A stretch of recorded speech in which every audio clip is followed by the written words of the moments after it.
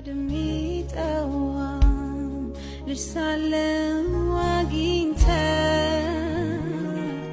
ተንከባክበ ያስከኝ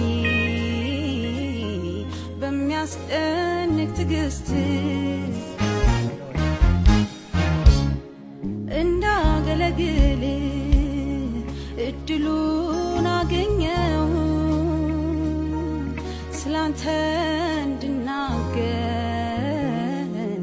በሕዝብ ፊት አቆምከኝ እኔ ልታከብር ክብርህን ትተሃል